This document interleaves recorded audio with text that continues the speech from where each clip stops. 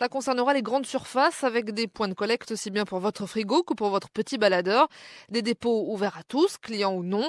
Une façon de mettre la bonne poubelle sous le nez des consommateurs. Fabien de Castilla est le fondateur des Joyeux Recycleurs, une start-up parisienne spécialisée dans le tri des déchets. Ça va encourager les distributeurs à multiplier d'abord ces bornes et puis ça va aussi faciliter l'accès pour tous les gens qui souhaitent recycler leurs déchets. Aujourd'hui, le gros frein du recyclage, c'est pas tant qu'on sait pas recycler ses produits, c'est que c'est pas évident pour le consommateur lambda de pouvoir déposer ses objets le plus proche de chez lui. Si vous devez faire 500 mètres, vous êtes à Paris, vous devez prendre une voiture pour aller à la déchetterie, personne ne le fera. S'il est en bas de votre petit commerce et vous y passez tous les 2 jours, oui, il y a beaucoup plus de chances que vous le fassiez. Aspirateurs, jouets, lampes, grille-pains, ordinateurs, smartphones.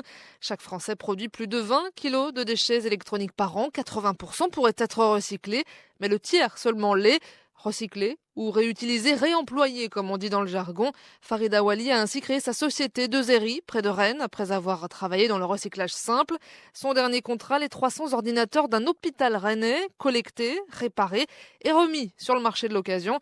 La seule façon, selon lui, de vraiment réduire l'impact environnemental. C'est vrai qu'il y a des efforts qui ont été faits depuis 2005-2006, mais il y a encore des efforts à faire là-dedans, puisqu'il y a des filières qui sont agréées, mais il n'y a pas beaucoup de contrôle. Et du coup, en fait, il y a plein de déchets qui partent au broyage, on va dire, ça part chez les ferrailleurs. En fait, il y a des gros groupes qui arrivent à avoir des contrats avec les grosses structures. Comme ils ont un poids, je dirais, assez important, ils ne sont pas inquiétés par rapport à la manière de recycler leurs déchets. Je trouve que c'est pas fait proprement. En France, seuls 30 à 40% des appareils usagés sont dépollués par des filières agréées.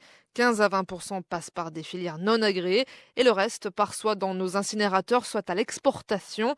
130 000 tonnes de déchets électroniques, l'équivalent de 13 tours Eiffel, débarquent par cargo chaque année en Afrique ou en Asie. Bénédicte Dupont, France Info.